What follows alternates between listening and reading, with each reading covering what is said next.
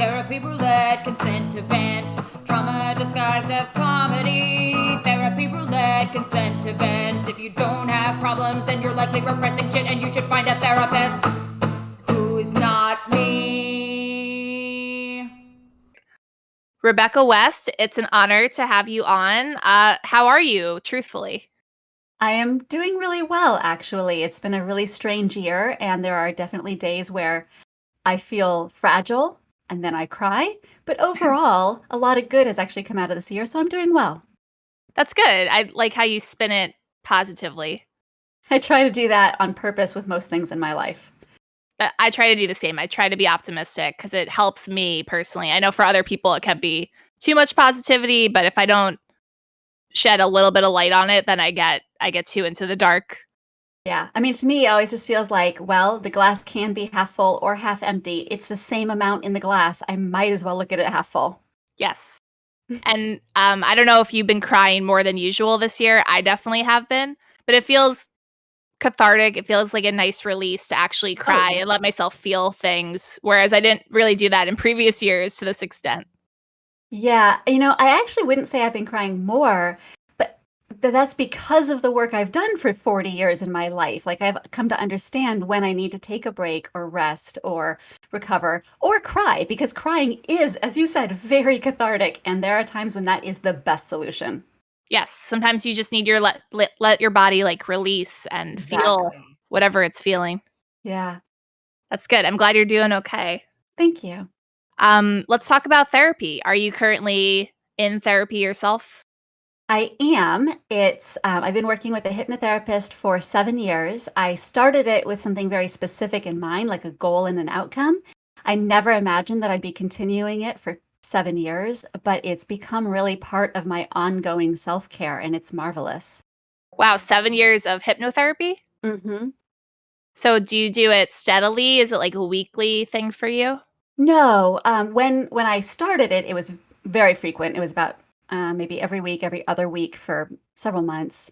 And that was leading up to my second wedding, which I know we'll talk about. But since then, as more of like self-care, it's sometimes it'll be once a month, sometimes it'll be about once a quarter, depending on how I'm feeling. I do try to always pre-schedule the next one so that I've created space for that in my life. It's the same way I travel. If I don't pre-schedule these things, I get too busy and I don't make time for it. But the frequency at this point for self-care seems to be about a month or once a quarter, depending. That sounds like a good schedule. And I agree with the pre-scheduling, just so it's not one more thing you have to stress about or try to fit Mhm. in during your week. Yeah, because I think that it's sort of like the dentist. You always kind of schedule it way later than you should have if you didn't just get it on the calendar. My God, you're calling me out. I have not been to the dentist this whole pandemic, but I've been meaning to. I'm looking for a new one. So Mm. any day now, I will make that appointment. So what made you seek out hypnotherapy in the first place? It was not on purpose, actually. It was all around as I was approaching my new marriage, and I'm like, okay, if I'm going to get married again, I really need to get my own self together. I want to go into this marriage a more whole person than I did the first marriage. So I just knew that, and so my radar was out for options. And I also started acupuncture at the time. But the hypnotherapy happened because this gal that I knew in Toastmasters, I was in Toastmasters for 2 years and just making friends. Mhm. She was a hypnotherapist and she offered a kind of a free trial, like, come to the library. I'm going to do a group session. We're all just laying on the floor and we're doing this kind of guided meditation. And it was free. So it was like, there was no barrier to entry. I'm like, sure, I like trying new things. There's no cost. I like this gal. Yeah, And I that's just how they get tried it. you. Yes, and it worked. She just like it was magical. Working with Iris is magical. And so then I was hooked and started doing it independently. So it was like a friend's recommendation to go to this free session at the library? No, I knew Iris. So she was Okay. actually one of the Toastmaster members, and then she was just doing this free offering as part of her early marketing. And I'm like, sure, what the heck? And then Never she was imagining that I would actually pursue paying her for her work. right, then she was so much better than you expected, and you were like, Yeah, I will sign up." yeah, exactly. What is Toastmasters? Oh, Toastmasters it's been around for ages and ages, like decades and decades. It's a group for people who want to get better at public speaking. Oh, And okay. so my local group, there's chapters all over the country. My local group met every Tuesday evening. I was in that group for 2 years. And you do little speeches anywhere from 3 minutes to 7 minutes long, and then people give you feedback, and it's really awesome if you're in the right chapter. That's cool because I especially like now working on a podcast, I would like to improve my public speaking, just work on my overall like dialect. So it's cool that that's such a nationwide thing. Yeah, and it's not that expensive, and it's just a really great friends experience too. Although I have no idea what it's like in the time of COVID. I'm hoping that they're doing it all virtual still. I assume they Yeah, are. I'm sure to keep it going. Yeah. That's cool. So before hypnotherapy, did you try talk therapy or did you have any other therapy experiences before getting into hypnotherapy? I remember that I did talk therapy when I was a little girl. I mean, I must have been about 7 or 8, I'm thinking, because my parents got divorced. And then I know that my first husband and I very briefly tried couples counseling, which didn't work out, Yeah. obviously. So those were my two previous experiences with kind of more traditional counseling and therapy. When you say very briefly, was it like one session of couples counseling? Might have been 2, but I think it was 1. We Got it. waited. It's kinda like the dentist thing we were talking about earlier. We waited way too long. By the time we tried that solution, the marriage was too far down the road it was already on. Yeah. I think I heard, I don't know if you know Maria Bamford, the comedian, but Mm-mm. I listened to an interview with her once where she said she and her boyfriend started couples counseling immediately. Like, as soon as they started dating, they were like, "We're gonna go to therapy together. We're gonna make this work." Yeah. And ever There's since so then, I'm like, "Why not do it as soon as you feel the need to do it?" Yeah, I mean, when you think about it, like a lot of people who are a member of a church, they have some structures set up where you're supposed to get this kind of premarital counseling and then early couple counseling. I Mhm. mean, these are skills that none of us naturally have. So we might as well approach it just like we would approach a new job or anything. Like, okay, what skills do I have? What skills do I need to improve? What am I filling in for my partner? But when you're 20 something and getting married, you're still in like the Disneyland mentality of happy ever after. You can't imagine that it could possibly go bad. Right. Were you really how old were you when you first got married? I think I was around 22, Oh my god, 23. that's so young. I know. I know. I Yeah. look at 20-year-olds right now, I'm like, "You can drive?" Like, Uh-huh. never mind getting Baby married. age. I know. I mean, I just turned 30, and to get married to me, it's like, yeah, I would like to do it, but it seems like a lot of responsibility you're taking on. And even at 30, I'm like, I don't know if I'm ready. It is a lot of responsibility, and it is, hard. Mhm. It's not something to be taken lightly. Yeah, it's a And full legal partnership. it is, but I like to joke, and I joke lightly because, divorce is extremely painful, and I would not wish it on anybody, but I can honestly say that I am a better partner to my now husband because of my first marriage. I wouldn't be as good in this marriage if I hadn't had my first marriage. So sucks that I went through it. Sucks that we got divorced. So much pain. But the outcome that I'm currently living is all part of those old stories. All those old stories led to this moment. And I'm grateful for that. That's an awesome perspective. And it's true with like previous relationships or, even if it wasn't a divorce that someone may have experienced, the fact that something came to an end, hopefully you learn something from it and the next thing you experience, the next relationship you're in is better for it. Exactly. Because we're never going to be perfect people. I'm not ever going to be a perfect person, but I'm hoping to get a little better at being alive with every year that passes. Yeah. As we all should try to, I think. Yeah. Um what is just for hypnotherapy, what's like the best benefit of it? Well, actually, one of the things I should mention is how we do it because Mhm. I live in Seattle and she's in Phoenix. So it's all by phone, which I thought was going to be really weird. And I actually love it because I can just lay down like in my own home and I have my Right. earbuds in with my phone. And then as soon as we're done, we just hang up and it's so easy. Um, so I just wanted to mention that because people might be picturing it as in person and it's not. Has it totally easy. always been remote, Seattle and Phoenix? Yeah, even because I met her here in Seattle before she moved, and even here, she always has done her work remotely. So it was also great because she was already set up when she moved to keep working with me as a client. So that was also fantastic. And not planned by me, at least. I don't know if it was planned by her. I forgot what the question was, though. I was just asking, what's the huge advantage that makes you Oh, keep coming back to hypnotherapy? okay. So obviously, I can't speak to what other people's experience would be, but what I love about it is, like I said earlier, that word magic. When I go into these sessions, it starts out very much like any guided meditation, right? It's a lot of relaxation breathing, and she's like, inviting you and your subconscious to go into a safe place or a sacred place. And then she has me describe where I am. And Mhm. so, and I'm an interior designer by trade. My physical environment has a lot to do with my own happiness, both my house environment, but also like being in the woods. Like I'm very aware of what's around me. So I always get to describe these crazy magical environments. And then she just says, okay, well, what do you see around you? Is there a spirit guide in the space? What message are they saying to you? So everything that happens in these sessions is coming from me, all entirely from my internal subconscious. And she is literally just guiding me through this magical terrain, whatever I randomly came up with that session.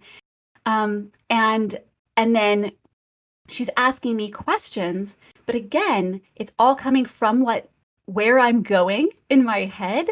And then the answers are also coming from inside of me. So what I love about it is like I'm freed from all the normal boundaries and all the normal rules. And I know that I tend to overthink. Even in a hypnotherapy session, I'll have breakout moments where I start laughing at myself and I'm like, Iris, this sounds so dumb. And she giggles and we keep going. Whereas if I'm in traditional talk therapy, I feel like I have to be, I don't know, articulate and say things that make sense. And I can't talk about how unicorns, their breath smells like grass and marshmallows, which is one of the things that happened in one of these hypnotherapy sessions. So it's like it's an escape from reality that takes me to deeper, clearer answers than I would ever be able to get using my normal brain in normal therapy. Yeah, that's really interesting. After you do these guided hypnotherapy sessions, does she talk about it after with you, or is it like you snap back to consciousness and then it's over? It depends on every session. Some sessions I'll end up in tears, and I kind of come out of the session on my own. Other sessions, I stay very much in deep meditation or that deep meditative state, and she kind of walks me back out of it just the same way she walked me into it. Like, she'll count to 5 and say, come back, come feeling refreshed, ready to restart your day. Mhm. Each time is a little bit different. And then whether or not we kind of debrief at the end really is guided by me. Sometimes I'll be like, what do you think of that? Or sometimes she'll be taking notes. And so sometimes she'll say, would you like me to send you these notes? Sometimes she'll finish some homework, or I will even spark the homework and be like, all right, I'm going to stop now and go journal on this or go color about this. Mhm. It's very different each time, which is kind of the fun. So it's like you don't always know exactly how it's going to end. Yeah. And that's what I love. That is cool. Yeah, that sounds fascinating. I'll have to check out hypnotherapy. I've heard more people in my own social circle getting into it, so it seems like it's more of a normalized like topic of therapy now. That's interesting. Yeah. I mean, I honestly don't have any other experience with any other hypnotherapists or anything of this modality. So all I can speak to is what I've experienced with Iris, and it's awesome. Yeah, sounds like a relationship going strong. So I'm Hmm. glad it's been working for you so well for so long. Yeah. Let's talk about your past experiences. So you had a first marriage when you were 22, 23, which I would not advise 22-year-olds to get married. I think it's too young. You're still like figuring out who you are. Um, so how did you meet your ex, and how long did that marriage last? College. So it was just I think it was maybe a physics class, something sciencey. Mhm. And I actually pursued him. He had this Oh. long, blonde, curly, like soap opera star hair, and it's just beautiful. We dated through, I think, 2 years of college, and then we split up when I went into the Peace Corps. And he dated somebody else. I dated somebody else while I was down in Nicaragua. And then that is actually part of the story that we'll be talking about today. But once I left the Peace Corps, I came back, we reunited, and we got married. And then we were married for about 7 years. That's a long marriage, in my opinion. I think that's, it's a good run. It's a good run. I'm hoping for more. We just passed 7 years in my second marriage, so Oh, wow. definitely going for the long haul this time. Nice. You're good at the long-term relationship, the long-term marriage. Yeah, I mean, that's what I think most people go into a marriage thinking this is forever. This is We don't forever, ever yeah. know what the outcome's going to be, but that's what I'm aiming for. Mm-hmm. And then if you split up before the Peace Corps, you both went into the Peace Corps? No, he stayed home and I went off to the Peace Corps. Okay. Was that like an amicable separation that you were both like, oh, I'm going to be away for a year or more. We should split up? Yeah, it was. I laugh because everything in our relationship was amicable. Like we were so logical about everything. And I actually think that's part of the problem in our marriage is that we didn't show enough emotion. Oh, okay. Maybe because you're Yeah. both science-minded people? Yeah, and we're both like liberal Seattle touchy-feely people. So like, let's allow room for other people to just be themselves.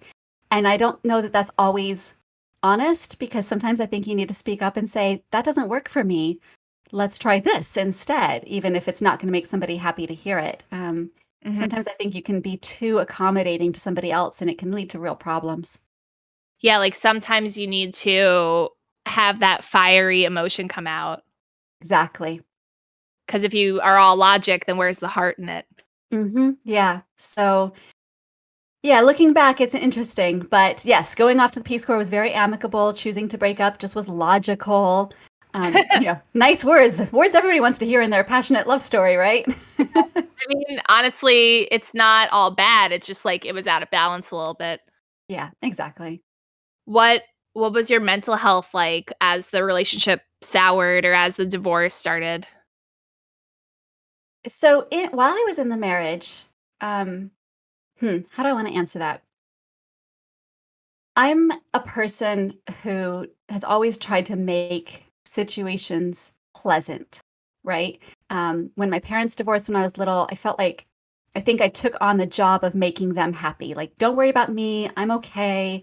Right, What can I do for you? which is common in divorce. Yeah, and especially because kids are just trying to make it right again. It's not on purpose that we're doing this, but that's definitely my expression in the world. So in my marriage, it apparently I was unhappy, but I laugh because I didn't really know it.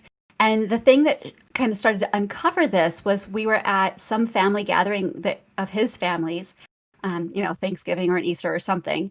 And some cousin of his that I had never met and never met again after that turned to me and asked me why I was so unhappy. And I'm like, A, you're a stranger. What the heck? And B, I'm not unhappy. What are you talking about? And then I remember I had the career at the time of my marriage of teaching ballroom dance. It was so much fun.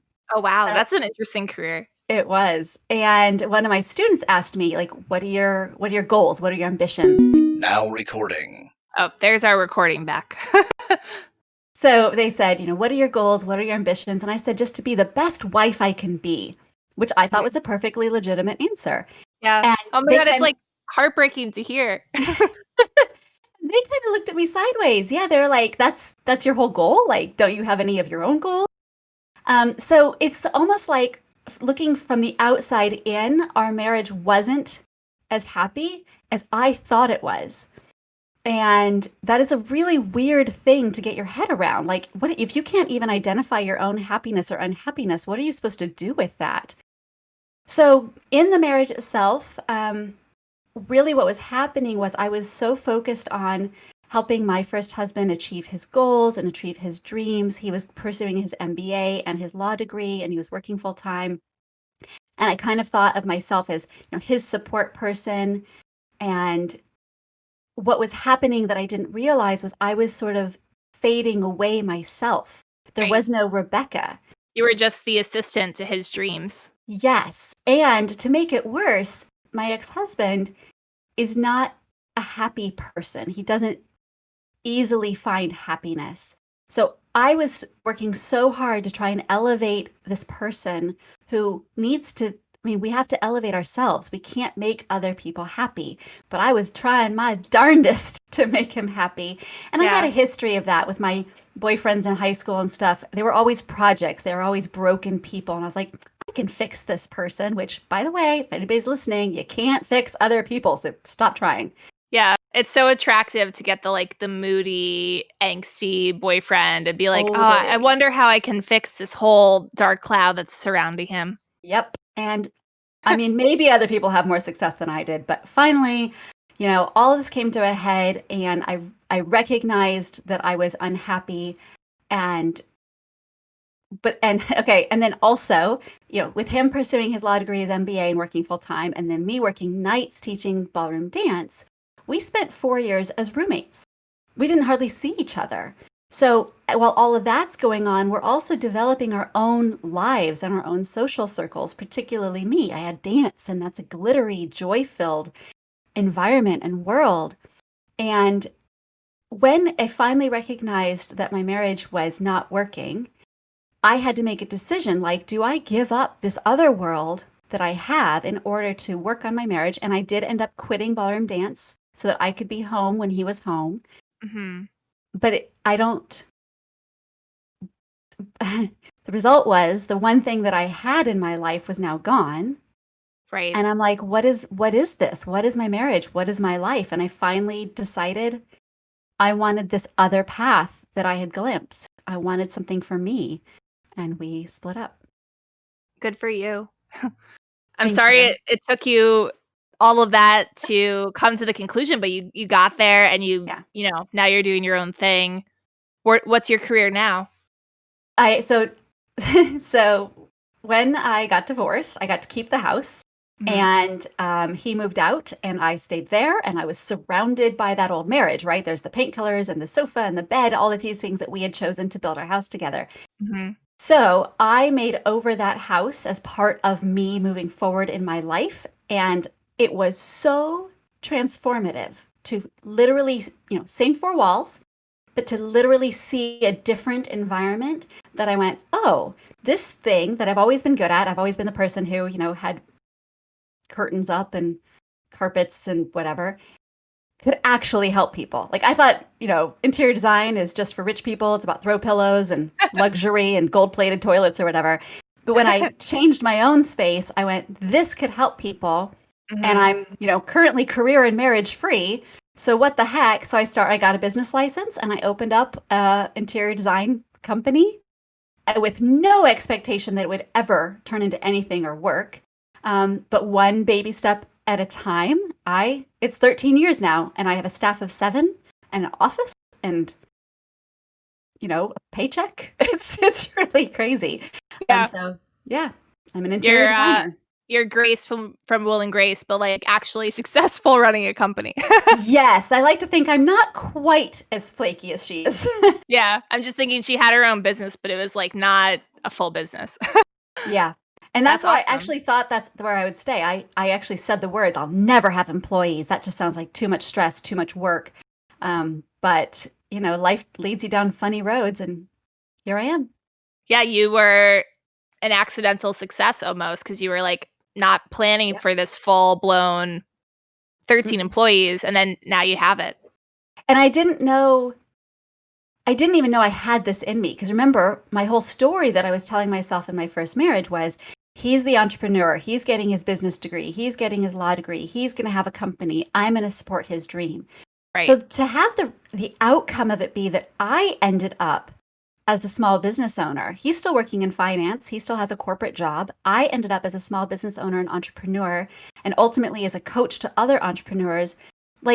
That's really crazy, and it makes me feel really good about myself. Yeah, it should. That's it's an inspiring story. And when you were telling me your 22-year-old fantasy of your goals was be the best wife I can be, I was like, no. Why is it all for the man? Why is it all for this dude you're married to? Because you are your own person. You should have your own goals, and your relationship is just part of who you are. And it should never be the 100% focus. Exactly. And my husband now, Damien, one of the things I love most about him is that that's one of the things he loves most about me, right? Mhm. I'm an independent, strong woman with my own income and my own goals. And he wouldn't want it any other way. If I were to give that up, I wouldn't be the person he fell in love with, which is also pretty cool. Yeah. And it's as sad as it is to say, it's a little rare to find a man who's not intimidated by a successful woman or a woman who has her own stuff going on, her own finances in check, her own business. Sometimes that's so intimidating to a man that it Yeah. scares them away, which is, something that's wrong in our society. But the fact that your husband supports you fully, that's amazing. Yeah, my second and hopefully final husband is a unicorn. I mean, Yes. the man likes to go to costume parties with me. We met ballroom dancing. He was actually one of my students way back in the day, so that's actually how we met. Okay. So you met through a shared interest. That's awesome. Yeah, exactly. And what's cool about it is a lot of wives have to drag their husbands to ballroom dance. A lot of my students were couples, and the wife almost always was the instigator. Not always, but almost always. In my case, this guy decided he wanted to learn how to dance all on his own. And he was just a student. I was just his teacher. So I didn't have to convince him to do this. He came to the table with it. That's awesome. Yeah, that is really nice. That's how my grandma and grandpa met. My grandma taught I forget what kind of dance, but he was a student. So That's awesome. it's a cool story. And you were saying he can lift heavy things also? Yeah, he's got a construction company. He cooks, he cleans. The man is ridiculous. I'm not saying he's perfect, but he's perfect for me. He brings enough to the table where you're like, Yeah. I respect this. Definitely. That's cool. For the divorce you went through, did you throw a party? Did you celebrate that divorce at some point? No. When I was going through the divorce, I was that person sitting in my car sobbing, absolutely wondering how I was ever going to emerge from this very dark place. How would I ever love again? How would I ever trust myself to make decisions? And beyond love, just how would I trust myself to make decisions at all? That was a really dark, very tear-filled time for me. I did end up becoming friends with another woman who was also going through a divorce. And that was actually really, really powerful for both of us. We became really close friends for that chapter. We're not close now, but we shared this experience. And that was a really important part too of me coming out of this, was knowing that it was dark, but I wasn't alone. And that was really helpful. Yeah. To have someone going through it in real time to bounce off your shared feelings at the time. Yeah, because divorce is messy. I doubt that there is anybody out there going through a divorce who feels proud of all their decisions. I don't. And there are things that I wouldn't just share with anybody, but to be able to talk through them and figure out how you made those decisions with somebody else who is also not proud of all their decisions, it makes you feel like, all right, you're human, but you're not evil. Yeah. Yes. It gives you a little bit of validation, and you can see another person who's just kind of imperfect like you going through a terrible thing. Exactly. Yeah, I think when you describe that image of you crying in your car, it feels like because the marriage was so logical to the first husband, maybe all the emotions came out once it came to an end. Yeah, the whole marriage is so interesting to reflect on, because it turns out my family was never happy about that partnership. They never thought that that was a good marriage for me. And I think my mom did try to tell me that back when I was dating him and getting engaged, but I was in Disney mode. I'm like, life's full of glitter. And I didn't know enough to listen to my parents at the time. But when we got divorced, and both sets of my parents, remember, they're divorced, so I have 4 parents, and they were all like, yeah, we kind of missed you for the last 7 years. The Rebecca that we knew growing up disappeared for those 7 years, and we're glad you're back. I was like, wow, gosh, I wish I'd been smart enough to listen sooner, but at least we're here now. Yeah, even if they had shaken your shoulders and been like, Rebecca, don't marry this guy, you probably would have ignored them. Yeah, I would have ignored them, because my mom and I talked about it later. I was like, well, why didn't you tell me? And she's like, first of all, I did, and you didn't hear me. But second of all, it was more important to my mom to have a relationship with my first husband, because if she had said, I don't like him, you shouldn't marry him, then I may have been put in a position where I have to make a choice, and I probably would have chosen my husband, and that would have damaged my relationship with my mom. So my mom was so smart to be like, I'm going to support you in your decisions, and I'm going to be here no matter what happens at the end of it, Yeah, so which is I the was, right move for your mom too. yeah, it is. You got to warn your friends when you see them doing something damaging, but at some point it's that person's decision, and you just got to be like, okay, I'm here when the fallout happens. Yeah, I support you, and I know it might be messy at some point when it does come to a crash, but you got to support your family and your friends. Mm-hmm. I don't know. Are you on Twitter? No, that's a vicious That's place. a I'm whole an black Instagram hole. girl. That's good. Instagram might be the way of the future, but there's been a lot of Twitter threads recently that are like, what's something you wish you could have told your, 13-year-old self, your 17-year-old self? And a lot of the instant replies are, don't marry him.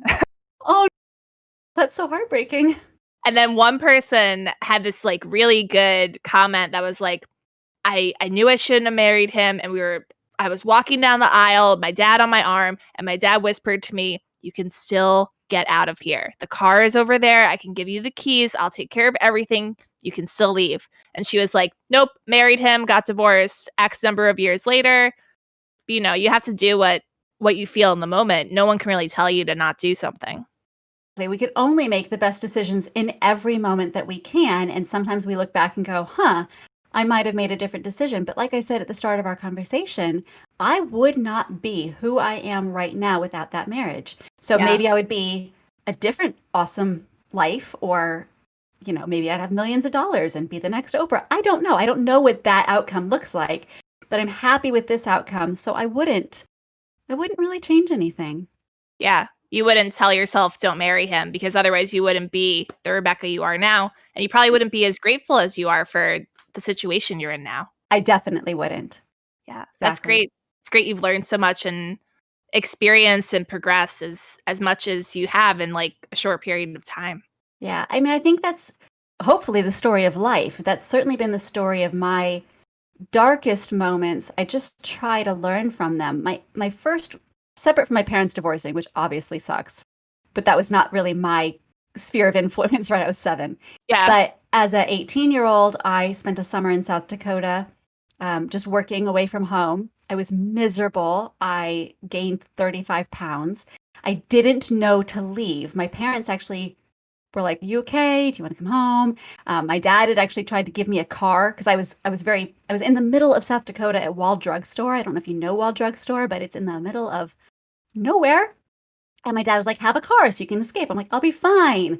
So people were trying to help me create a better situation, but I didn't, and I was miserable. And I am not the kind of person who's going to quit anything. So I stayed the whole time, and I came home 35 pounds heavier, and then I had to lose all that weight. But again, gratitude for it, right? Because then when I went to the Peace Corps, again, I was miserable. I was isolated from my community, my culture. There was a lot of good about it, but I wasn't happy. Again, gained 30 pounds, not 35 this time. But this time, because of South Dakota, I went to the Peace Corps doctor and was like, all right, I need help with my, I had thrown up. I'd eaten so much. So I called it bulimia, but it wasn't on purpose. But I was like, I don't know, I got to give this a name. And the doctors, she's like, you don't have an eating problem. You're miserable. You have a situational depression problem. And I was like, okay. So, and I'd already been through South Dakota. And so I listened to her, and she's like, you can go home. And I'm like, you can go home from the Peace Corps? I thought this was like a Mother Teresa thing. You're not allowed to quit. And she gave me permission, and I went home.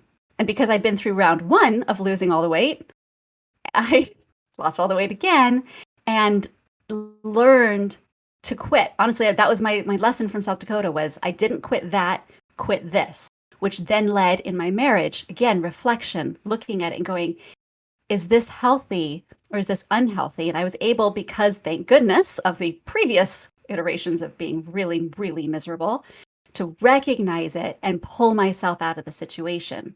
So South Dakota, I didn't pull myself out. Peace Corps, I was helped out. And with my divorce, I was able to take myself out of the situation, which is pretty remarkable.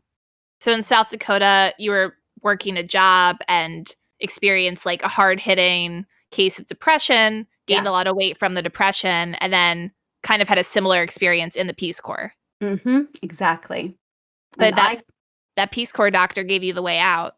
She was wonderful. I will always be grateful to that woman. Yeah. I in a previous episode, I talk a lot about food addiction and depression, how they're, for me, in my experience, they are very correlated. And for a lot of people, you either overeat or you kind of stop eating when you're depressed. And then it brings on these eating disorders that don't necessarily have a popular name. Like they might not be anorexia, they might not be bulimia, but you are eating unhealthily and you don't know what to do because it's a new thing. You're depressed and you're like, you're just, you're thrown for a loop. You're like out of options. Yeah. And what I came to recognize is, I don't know if there's a name for it, but I was eating my feelings. Yeah. Because it turns out if you eat an entire jar of peanut butter or an entire loaf of white bread, both of which I have done, you are so, like, honestly, you're so sick that you don't feel anything else. You can eat yourself away from your feelings because all you feel is your stomach and this gross full feeling. And it basically shoves all the other feelings out because the room's all taken up by bread. Yeah. And it feels good in a way because feelings can really hurt. But obviously being that overweight doesn't feel good and it's not solving the problem. So it's something you have to keep doing because the problem is still there as soon as you digest your food. Yeah. I know when I would overeat, when I was a teenager, I was really depressed and I would like wait till it was really late at night and the family had gone to sleep. And I would be like, I'm going to eat this, this, and this, and I deserve it. And it's going to taste great. And then I would eat one thing, get nauseated, take a nap, wake up, eat the other thing, take a nap. And it was like this ridiculous cycle of like sleeping myself into a coma by forcing junk food into my body. And I became overweight. I grew more unhappy. And it wasn't until I changed something, like went to sleep at a normal time, cut off late night eating, until I made a lifestyle change that I was like, oh, this is what you're supposed to do. You're supposed to like eat for being hungry and not eat when it hurts in your stomach. And you're supposed to go to sleep for the night and not keep waking up and eating and going to sleep and waking up and eating and going to sleep. It was like I was addicted to potato chips, Yeah. Well, I think you really are using food as a drug in that situation. That's certainly what I was doing. I was using food the same way people use alcohol or marijuana to say, I just don't want to deal with my feelings right now, which is totally fine for a moment or for an evening. There are times when you're like, no, I don't want to deal with my feelings right now. But when you do it every single day, like I did in South Dakota and in Nicaragua, obviously it leads to physical damage separate from all the other problems you're creating. But when you're new to it, I suppose that's one way to say that, when you're new to eating like that, you don't recognize what you're doing. Or even like when you're experiencing depression for the first time and you're getting these effects of depression, like overeating, you're like, well, I'm depressed. Isn't this like, this is all I have is food. And you don't know how to navigate those things unless a medical professional or someone who might know what's going on tells you. But even then you have to be open to it. You have to be able to receive what they're telling you. And I don't know what the outcome would have been if I had, because it was a summer job. So there was a natural end to my time in South Dakota. If I had just moved to South Dakota, I don't know what the outcome would have been. And I don't like to think about that because I didn't know how to ask for help. People didn't really know I needed help. I think it could have gotten a lot worse. And I was very lucky that it had a natural end and I was able to come home. And my mom, God bless him, my stepdad picked me up at the airport and he is not an emotive person. He is a gruff, factual, will say things just because they're truthful, not on purpose, but this is just, he's not a sugar-coated candy kind of a guy. But he picked me up in the airport and he didn't say a word. I was so, looking back, I'm so grateful to him because I was significantly heavier than when I leave 3 months earlier. He didn't say a word, and then I came home, and my mom, I was aware that none of my clothes fit. I had gotten new uniforms for my job as a hostess and stuff, so I wasn't blind to the fact. I just didn't realize how much I had gained. But the first thing she did was she took me shopping. She's like, you're not going to feel good about yourself. You're not going to be able to fix this if you're not in clothes that make you feel decent about yourself. She's That's like, I don't good. care what size you are, but your clothes need to fit. Mhm. So my size 6 body off to South Dakota came back a size 14, 16. And we didn't buy a lot of clothes, but just enough that I would be comfortable. And then, of course, we started an exercise routine, which was new to me. And I learned a lot about my body. You know, when do I need to eat? What does hunger feel like? I hadn't ever had to explore that until I did this physical damage, you know. It sounds like she was so supportive for you. Did she tell you like, "Hey, we're going to start exercising," or was it like an option she presented? Yeah, so it's funny because I moved in with my mom 2 years earlier. So I wanted to live with her before I finished school. I was getting to my junior year. I'm like, all right, it's now or never. So I moved to Washington to live with her. And when I first moved out here, we actually started walking together. This was very new to me.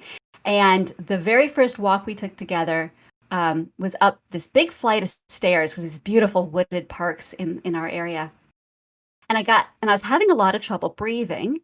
And she turns around. She's a nurse. She was an ER nurse. She turns around. She's like, oh, okay, maybe we should head home. Like, she was super calm. Maybe we should head home. We'll get you some orange juice. It turns out that she turns around and I was actually blue. I had this blue cast to my body because there wasn't enough oxygen getting into my blood. But she didn't want to panic me because that could have made it worse. So she was just like, let's head home. We'll get you some orange juice. And then she set me up for all these tests, like cardiac tests. And I got on the treadmill and they have y'all hooked up to things. And the cardiac doctor's like, she's fine. She's totally healthy for a 16-year-old, except for the fact that she's never used her heart. Like my lung capacity and heart capacity, I was the kid who read all through middle school and elementary school and high school. Like, I didn't do anything active. So You weren't into any sports or anything like that. no, the idea of having balls thrown at you and having people fall on top of you and getting kicked in the shin, like these are the things that happened to me in middle school when I was forced to play these sports. This is not pleasant. I don't ever understand it. Yeah. Um, You were not so into the athletic options at school. No. So that was our first experience when she first introduced me to exercising. Then I went away then I went to school for 2 years. Then I went away to South Dakota and came back. So luckily we had that platform of some exercise and we were able to restart that. But this time, instead of just learning to use your heart for the first time and your lungs, this time was also about actually having to physically lose extra weight. Yeah. It's good that she approached it in that matter of fact, calm, like coming from experience as a nurse. She really like was logical about it and understanding, empathetic toward you. She wasn't being militant like, hey, you're overweight, you have to lose the weight or else you might run into more problems down the road. She was more compassionate about it. And it was very much about both my physical and my mental well-being. There really wasn't any judgment. She's not like, you're a size 16, you're ugly. Like, it wasn't that at all. It was, you're a size 16 and that's not necessarily a good body weight for you. And it's also not a good weight for you emotionally. I can see that this isn't making you happy. And since this is something we can control, why don't we do something about it? Yeah, I'm glad she was like that for you because for a lot of people struggling with weight or like healthy outlooks like that, there's not always someone in their life who can give them that approach. Nope, exactly. That's awesome. Yeah. And, you look great now. So I'm sure it's worked over the years. It has. I'm 43 now. My weight tends to go up and down about 10 pounds from year to year, maybe. But I'm aware now of like, what does hunger feel like and what should I be eating and when should I be eating? And I mean, I indulge all the time. I love food. Yeah. But now I have a relationship with it that is two ways instead of it controlling me or me using it to dampen something else. Yeah, a more healthy relationship. Like for me, I eat when I'm hungry. If I want cookies, I'll have cookies, but then I don't try to eat all the cookies in one sitting. Try to have a good approach to it. And that's the other thing. Like, you do have to learn your own habits. I know that for whatever reason, I see a package as a serving size. You get me the 10-box pack of Eggos at Costco, that feels like a serving size. Yeah. So I just don't keep those things in the house. And I'm really lucky that my husband is pretty understanding about it, because he's the kind of person who could have a bag of Hershey's Kisses in the house and they could last 2 years. Like, I'm like, again, that's a serving. Like, that bag is a one sit eat meal. So, we get snacks. We'll do things like we'll just get a cake to celebrate and we'll eat as much of it as we want that night. And then we throw it away. So we don't keep it around. We just have developed habits that allow us to indulge, but don't create temptation when we don't need it to be there. Yeah. You developed a system that works for you, living together with your different styles of eating. Exactly. That's great. And also, I think important for people to hear with the pandemic and becoming more sedentary that like just walking can do a lot, and monitoring your eating habits. Like, does this make me happy when I eat this food, or is this like nourishing my body? Just being more aware of it goes such a long way. And being home in the pandemic, I mean, that requires all new habits from us. I can't believe how much I sit in this chair. Like, at least I used to walk to my car, and then walk from my car to my office. And so I've been using a lot of like triggers to help me. I set alarms on my phone, and I got myself one of those Fitbit watches so that it triggers me to drink water. Because otherwise, I'll sit here for 10 hours and not realize I haven't drank water. I haven't gotten up. It's bad. We're all in survival mode, like indefinitely right now. So like I just bought a new office chair for myself. It's supposed to be good for your back. And I usually am great at drinking water, because I've gotten into this habit of not leaving my living room. I do forget sometimes. Exactly. So you have to set alarms and like remind yourself, hey, at 5 p.m. I'm getting up and I'm walking around the block. I'm going to do something for myself.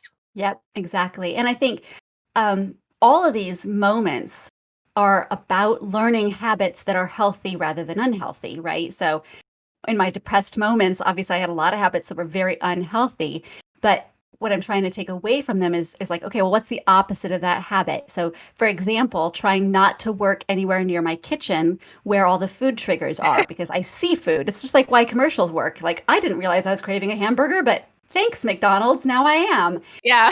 So I'm trying to reverse that. Yeah. That's good. Exactly. Yeah, you're learning like, hey, for me, if I have the pantry open and all the tasty food is in my eyesight, I'm going to eat the food at some point today. But if I close it, if I close the pantry, probably won't eat it all. Out of sight, out of mind. Exactly. These simple things, they really help. Exactly. Let's talk about your new interior design, or not new, but like newer interior design career, and how it helped you get after your divorce. How did it help you transform your mental state? Yeah, it was very remarkable, made more so by the fact that I didn't know how remarkable it was going to be. Like, when he moved out, like I said, I was looking at the paint colors we'd chosen. The sofa had been a gift from a friend of his parents. The bed, obviously, we shared. That was our marriage bed. Yeah. And I spent a few months living like this. The one thing I did for myself a few months. Oh yeah. It wasn't instant. I didn't know. I wasn't that smart. I was still young. Yeah. You're like wallowing in your old memories. Oh yeah.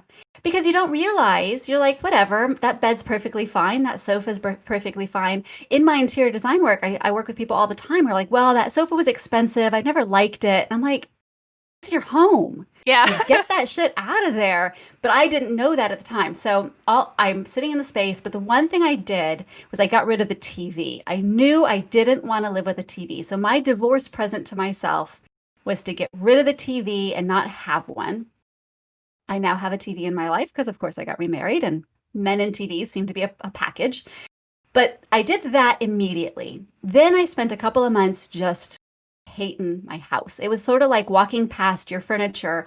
It was whispering at you like, you suck, you make bad decisions, you failed. Remember, like, it's like ghosts of your marriage in your house.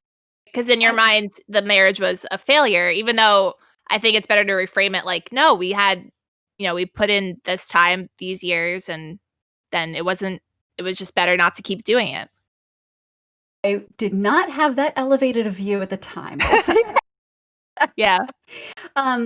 And I totally agree with you. But in the emotional state I was in, it was very much the one thing you were supposed to get right in your life, you sucked at. And I just, one day I said, like, I cannot keep living like this. Mm-hmm. So I got some old paint out of the garage. I had like this big can of navy blue paint, navy blue, almost black paint. I don't know why I had it. Is it But the paint that's behind you, that color? No, this is a totally different house that I'm in now. Oh, okay. But I had these cathedral ceilings, and I don't know why I did this, but I painted them this black blue. This was not a small project. We're talking ladders, and my ceiling then was black. Now, to start with, the room had a lime green accent wall, and we had a burgundy couch. Now, those two things hadn't changed. So now I've got a black cathedral ceiling, a lime green, we're talking like scary kids' room lime accent wall, and a burgundy couch. And so then I was like, well, that looks like garbage. I'm going to just try something else. So then I got this turquoise paint out of the garage, and I did a faux finish on the other wall. So now my living room, is a hot mess.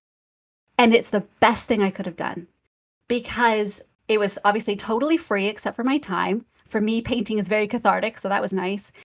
But it was so bad, like it looked so hideous that it forced me to rethink my entire physical environment. I'm like, well, I can't live like this. And then it kind of built some momentum, like that, taking that one baby step forward built some momentum. And by the end of my project, I had repainted every wall in the house. I actually ended up going and buying paint, right? I painted the walls these beautiful pale pinks and pale blues and pale purples. And I got off Craigslist this turquoise velvet sofa. It didn't even have feet. It was like $10. Turquoise velvet sofa. I added feet to it, had burn marks in the arm, but I loved that sofa because it was so girly. And so I got rid of the marriage bed, and I got a twin bed. It was a bed for one. I'm like, nobody else is invited into this bed. This is my space. Yeah. And I turned the whole house into like this dollhouse that was just about me. It was like a feminine cocoon that was a space for me to heal in. So first I made it horrible. Then I made it super feminine. And then that allowed me to go like, okay, I've reclaimed my territory. I've reclaimed my space. Maybe I might be open to dating a dude again. So then I went through. How long after the fact, like how long after divorce were you open to dating? Well, that's its own story. So remember that my now husband, I already knew him. He was a student of mine. And when I left teaching dance, he looked me up at my next temporary career, which was selling very fancy wedding dresses and menswear. So he looked me up and he's like, yeah, I need a bunch of men's shirts. And I'm like, sure, I'll sell those to you, whatever. And so...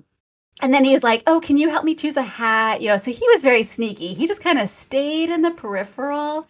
But I never took him seriously, because when you're a dance instructor, most of your students have a crush on you. Like, it's this very magical non-reality where they're just like, you're pretty and you always smell good, So you don't take crushes seriously. Apparently, he had a very big crush on me because he was pursuing me outside of the school. So he knew enough to look you up after your divorce and be like, where's she at now? Oh, she sells clothes? I could use clothes. I'll buy some clothes. And then so that happened. And then he asked me to take some other dance lessons with him. And I was like, okay, I'll do that, because who doesn't want to go take dance lessons? Yeah. And that was about a year of him very gently dating me without me realize that was happening. And then about a year in, and I was real clear with him. I'm like, I'm not ever going to date anybody again exclusively. Like, I want to be free. I'd never been that person. Like, I went from high school to college to marrying my college sweetheart. That was it.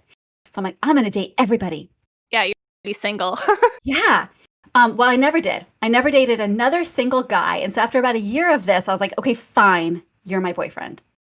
And then he's like, okay, great. And then about 2 more years of official dating, where I'm calling him my boyfriend.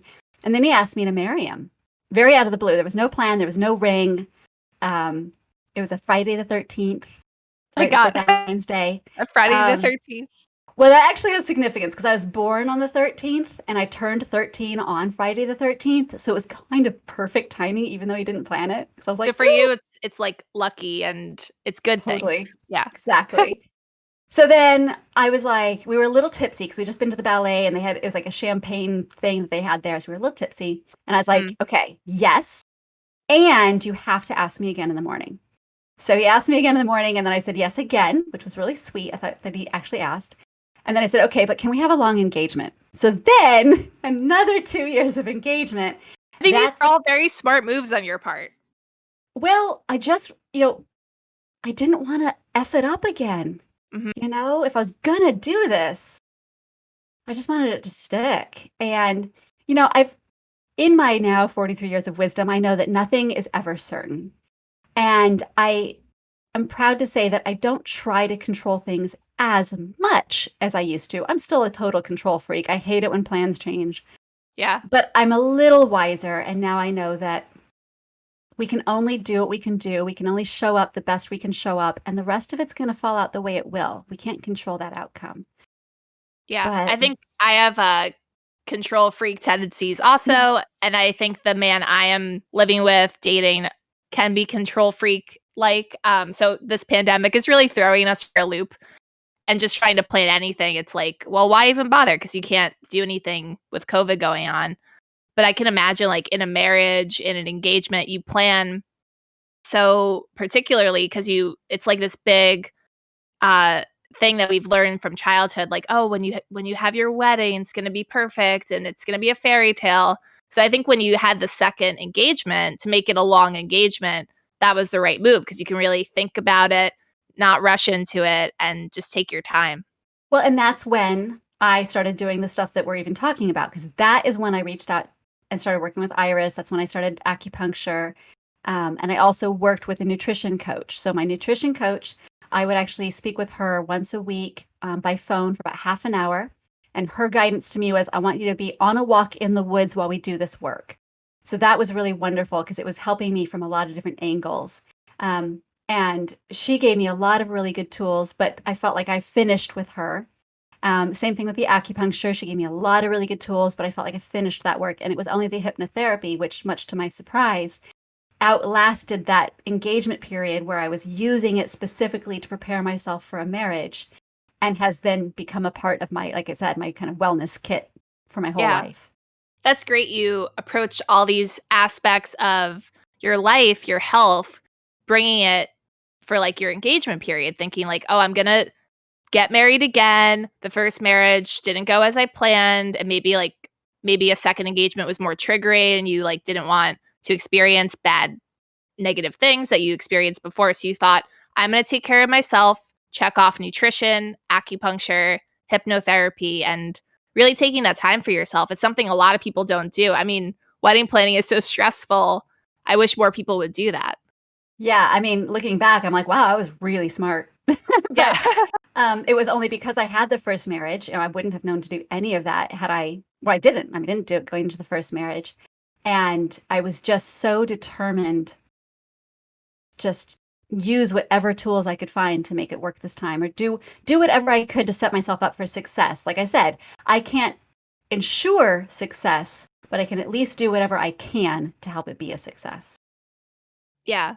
And then it sounds like it really reset your mental state to not bring any baggage or any stuff from the first marriage that you might still not feel great about, bringing that to the second marriage where it wasn't applicable. Like, I feel like you really psychologically set yourself up for success.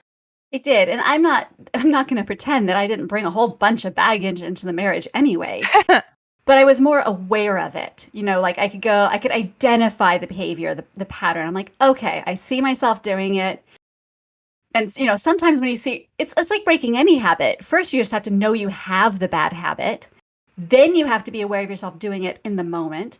Then you'll start catching yourself before you do it. And then you won't have the habit anymore. I actually went through that when I first moved with my mom. I was a very negative person. And she is not that way. And I remember there was one specific moment, and of course, I'm what, 15? So teenage girls at 15, they're kind of horrifying anyway.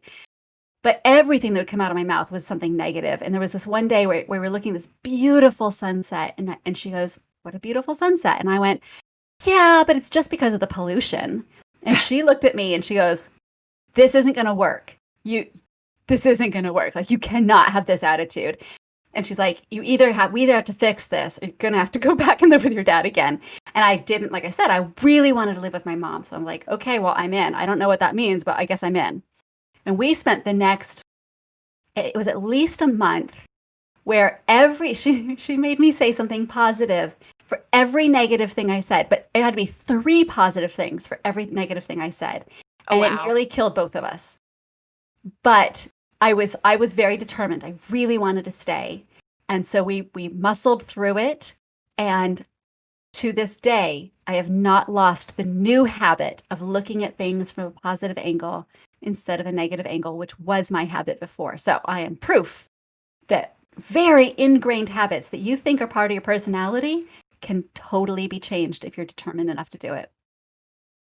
I just know from the brief, interaction we've had together, you seem very positive. I mean, you have a poster that says, "You got this" behind you. Yeah. So you seem very like self-affirming. And Yeah. it's almost surprising to hear that story, because I feel like if my mother told me as a teenager, "You have to change your attitude, blah, blah, blah," I would probably just like retreat further into like depression or angst. But you were more determined, like, "No, I want to live with her. This is her space." So I'm glad you were that open as a younger person to be like, "No, I'm gonna do what my mom says and think positively."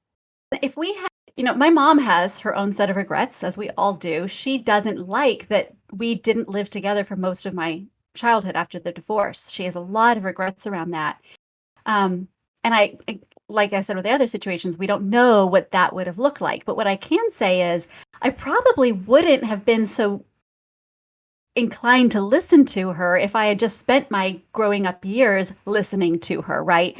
We had this perfect alchemy of I was choosing to live with her, and therefore I could hear what she was needing in a way that I don't think would have been true if I had just grown up in the house with her. Yeah, it was a newer situation for you and something you really wanted to give a full shot.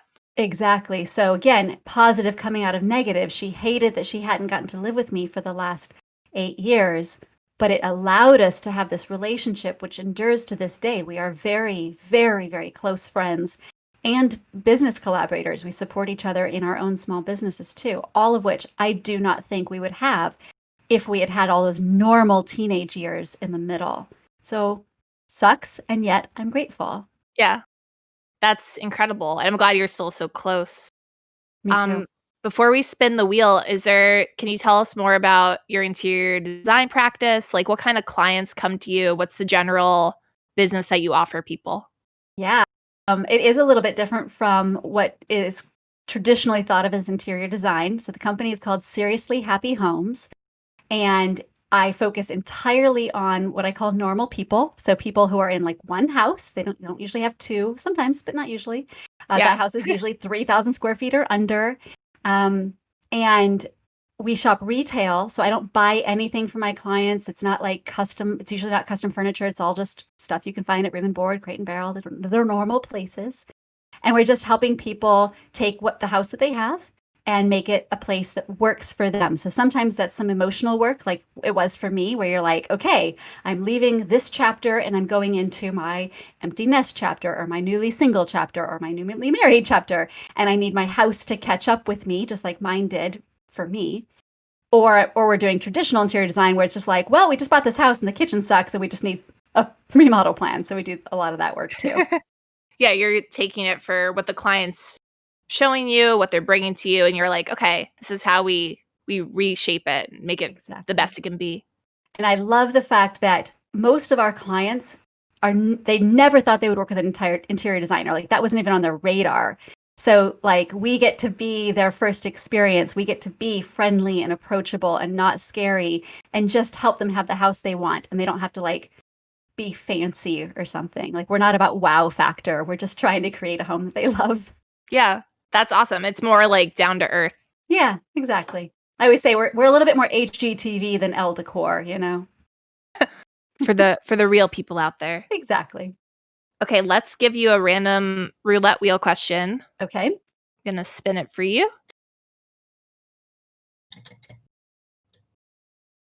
It landed on health. We already talked a lot about health, but if you don't mind updating us, how is your health these days? I'm like doing a body scan as we talk. I'm like, how is my health right now? Yeah, it's almost like you haven't thought about it in a while. You're like, I don't know. I am blessed with being very, very healthy. I get a little nervous because my mom has an autoimmune disease, and I feel like I've followed in her footsteps in a lot of things in life. So I'm kind of like, oh, I wonder what's coming down the pike for me physically. But so far, I am in good health. I'm really aware of the fact that I'm 43, though. I feel like I have a responsibility right now to my body to start behaving a little bit better, like stretching more, walking more, doing a little bit more aerobics, eating things that are green. Yeah. Because I feel like the choices I make right now are really going to impact my 50s and 60s. And it's really hard to proactively manage your health because being lazy is easier. So I'm very aware of my health needs right now, but my current health status is excellent. But I'm like, okay, but what are the outcomes of choices that I'm making right now? What should I be thinking about for the next 2 decades? Yeah, you're thinking more like what I'm doing with my body now, with eating and exercise. Is it going to help me in the long run, or is it going to maybe give me more health problems down the line? So you want to actively like think about the choices you're making. Because it's so easy to take our good health for granted, and I have good health. So it's like, oh, I'll just keep doing what I'm doing. But at some point, I will start to pay a price for some of my choices. So I actually just set up a whole bunch of doctor's appointments. I've got the dentist on the schedule. I've got my annual on the schedule. And one of the things I want to talk to my providers about is perimenopause and menopause. I'm really curious about it. I want to know because my mom went through menopause in like her 40s. So I'm like, what should I be looking for? Especially because I'm on birth control. So I don't have regular periods. So it's like, well, so how am I going to know that I'm going through menopause? Like I have so many questions that are new to me at 43. So I'm kind of weirdly excited about these doctor's appointments because I'd be like, okay, get me set up. What do I need to know? Let's take some blood. Let's find out how I'm doing now. What do I need to do for future? Yeah. And it's good to have those thoughts in your head and come to those appointments with questions because you only get that appointment maybe once a year. Exactly. And I really like when I was getting engaged and getting remarried, I'm trying to be as proactive as I can. Mm-hmm. That's so smart. I would like to mirror your example and take charge of my own health. I got to eat more vegetables for sure. Oh, it sounds like a dentist appointment is also on the list. Yes, it's coming, Rebecca. I promise. All right. Let's give you one more question. It landed on what you're wearing. And I think you're also into like costume design, if I'm not wrong. So explain to us what you're wearing, why you chose it. Does anything have significance that you put on today? I am currently wearing a olive top that I got at Goodwill. Most of my clothes come from Goodwill. I love the treasure hunt of shopping consignment and charity shops. Yeah. I'm also wearing glasses that I got at Eyes on Fremont. I love, like, glasses are jewelry for your face, which is awesome. Mm-hmm. I'm wearing a ammonite necklace that was given to me by my dad and stepmom. My first degree was in geology, so I love gemstones and fossils. And then I'm wearing a long flowy skirt because COVID and I'm at home, so why would I wear anything uncomfortable on the bottom? That's such a good answer. So many thoughtful details went into what you're putting on today. I really do think about my clothes a lot every day. So you mentioned that I like costumes. I love a costume party. I love whether it's clothes that I treat as a costume or an actual costume. To me, what I put on my body is helping me decide who I'm going to be that day. Like it does half the work for me. I used to love, back when we go to networking events with humans in the same room. I loved wearing things that would help me stand out because the clothes would start the conversation. It's not that I'm that extroverted. It's that I'm actually kind of introverted. And so to go up to a stranger at a party sucks. You know, you have to make small talk. What are you going to talk about? So if you lead with a really cool outfit, half your work is done. So Yeah. I use clothes as a tool, a very fun tool in my life. They can be a conversation starter. Exactly. And the best is when someone gives you a compliment, like, "Oh, I like your necklace. I like your top." And then you think, like, for me, I don't get so many compliments that they fall out of my head. I usually remember them like forever. Like, "Oh, someone liked that top. I should wear it again." Oh, it makes my day. I mean, I can't get enough compliments. It probably says something else about my mental health that I should probably work on. But it's just nice. And I try to repay it. When I see somebody at the grocery store, they can be across the parking lot. If I love their dress or whatever, I try to make the time just go up to them and be like, I love your mask, your dress, your hat, or whatever, because we don't get enough of those compliments. And if I enjoy them, there's a good chance other people do too. So I put myself out there to try and give them out as well. Yeah, I think if you want more compliments, if you give more compliments, hopefully they come back toward you. Yeah. And it just honestly feels really good when you put a smile on somebody's face. That alone is rewarded enough. Yeah, I think I'm gonna take that advice and start complimenting people's masks. Maybe we'll keep the masks alive and get this pandemic out of our way. There's some pretty cool masks out there, actually. And you can always tell when somebody has taken an effort to like coordinate their mask with their skirt or whatever. Yeah. And you just Oh kind my of want gosh, to I've never even thought of that. oh, yeah, people do that. Yeah. And so if they went through the effort, they did that for a reason. And so to acknowledge it just says, I see you. Even for something as silly as you're wearing a really cool like cheetah print mask and a cheetah print skirt, you know, whatever. Yeah, your effort is acknowledged Yeah. and it looks great. Yeah, because that's why we put clothes on. I mean, if Mhm. it wasn't about social acceptance and social understanding, we'd probably all be walking around in potato sacks. Like, there's not a lot of functionality behind most of our fashion choices. Yeah, like sometimes I'll put on an outfit for myself or like I wanna dress this way, but then I'm also always thinking of like, who am I seeing today? Do I have a Zoom Yes. meeting? You know? Yep, exactly. I love that question. I'm so glad I got that one. Yeah, I think it was a good one for you. But we've come to the end. So tell us what you'd like to promote. Where can we find you? If you want to tell us where to find the business. Yeah, I'd be happy to. So, the interior design business, and we do have virtual services, is at seriouslyhappyhomes.com. My coaching for other interior designers is at seriouslyhappy.com.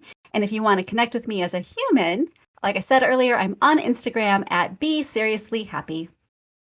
Awesome. Well, Rebecca, thank you so much. Thank you so much. We'll talk soon.